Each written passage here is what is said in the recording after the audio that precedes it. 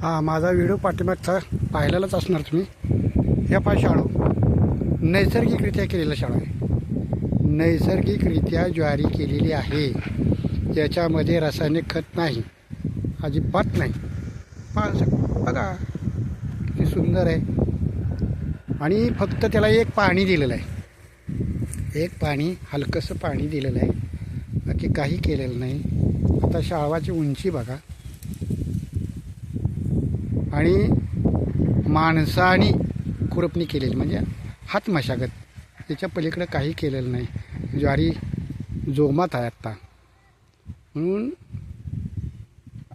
आपले शेतकऱ्यांनी काय करावं हे मी काही सूचना करत नाही, पण ज्ञानानं थोडंसं भूतकाळात गेलंच पाहिजे. आणि भांडवली शेती करण्यापेक्षा अशी साधी पद्धतीनं पूर्वीच्या लोकांच्यासारखी शेती उत्कृष्टरित्या करता येते हे सांगायचं. आणि हे अनुभवायचं आहे आपल्या प्रत्यक्ष डोळ्यांनी. बघा आता कसं आहे ज्वारीचं पीक कसं आहे. आणि ज्वारीची भाकरी ही चवदारच होणार.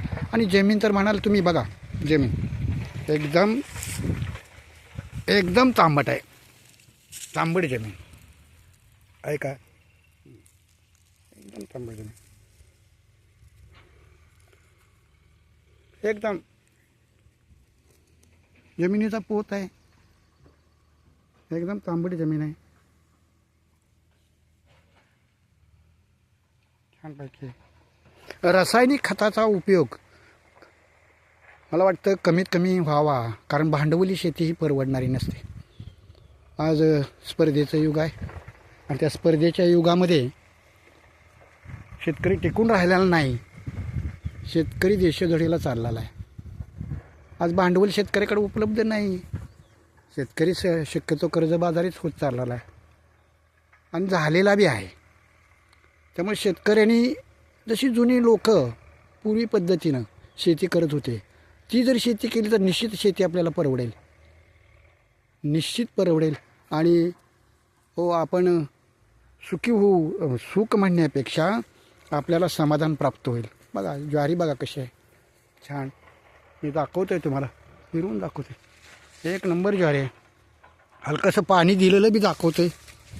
का बा जमिनीला हलकंसं पाणी दिलेलं आहे. हां आहे का, पाणी दिलेलं आहे छानपैकी.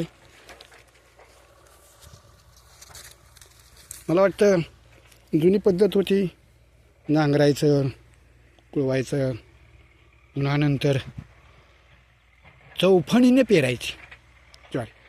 12 इंचाची पहिले होत्या बघा, तदनंतर ती फण निघाली, तदनंतर म्हणजे अनेक सुधारित अवजारं निघाली आणि ती शेतकरी शेती करायला लागले. पण माझ्याकडे भांडवल नसताना 1 रुपयाचं भांडवल, फक्त बी बी बी ते बी कसलं होतं.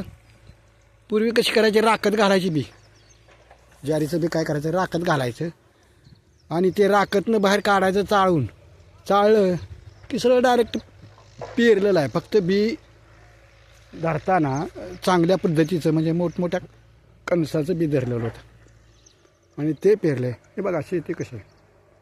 ज्वारी तुम्हाला कशी दिसते, छान दिसते. जर आवडला असला व्हिडिओ, आणि खरं म्हणा गेलं तर कर्जबाजारी होण्याला हे आपणच जबाबदार आहोत. आपण कसे जबाबदार आहेत बघा, कारण आपला माल आपण व्यापाऱ्यांच्याकडे देतो. व्यापार आपल्याला अगदी नेमके पैसे आपलेच असतात, पण त्यांचा फायदा घेतल्याशिवाय ते आपल्याला पैसे देतात का, नाही देत. दुसरी गोष्ट आहे की भांडवलाची उपलब्धता वित्तीय संस्था असतात, बँका असतात, त्याच्याकडनं आपण पैसे घेण्याचा प्रयत्न करतो, ते शेतीला वापरतो, मान्य आहे.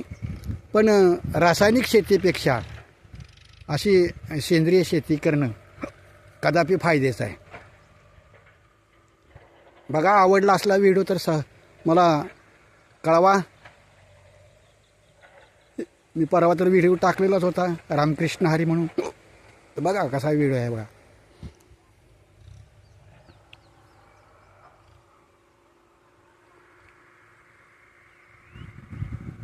मला काय जास्त सांगता येणार नाही, पण ही प्रत्यक्षातली शेती.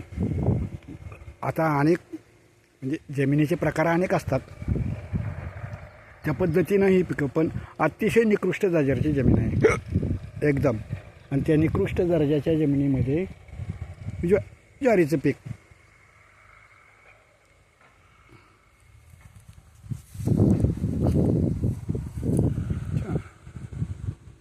रामकृष्ण हरी.